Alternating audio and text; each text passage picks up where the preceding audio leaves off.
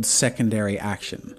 With every section of animation, we have the primary thing being displayed or moving.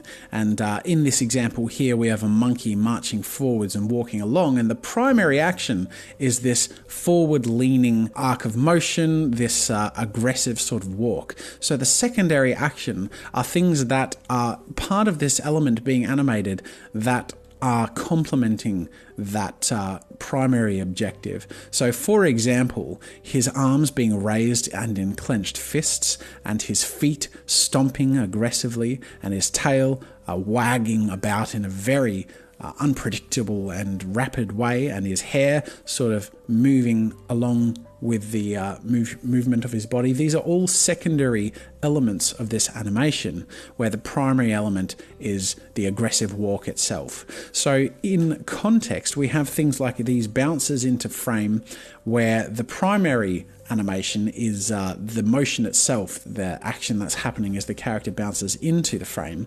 But secondary action could be things like the face and the expression that it changes between to help convey elements of emotion in what is otherwise just sort of something that happens, like he is thrown into screen, but we're using our secondary action animation of the face to communicate shock, and then in this case to communicate being slightly dazed. Then as we move on to a point later in our animation when our monkey is stomping off, our secondary action is what we demonstrated previously. And if I isolate these, for example, this front arm is moving in a pretty aggressive sort of way.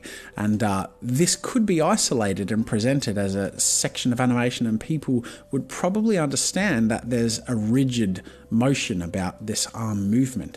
And the same goes for the leg movement. Everything's very stomping, and you'll notice that the right arm and right leg are moving at the same time, which is quite unnatural when it comes to walks, but they're communicating a more rigid walk, something a little more unnatural.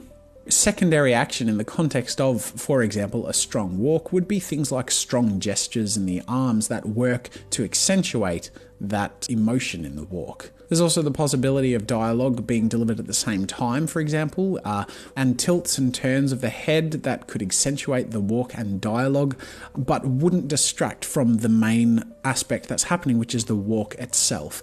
They're elements that are around the central aspect of animation, which is in this case a walk, but complement it and follow it rather than distract.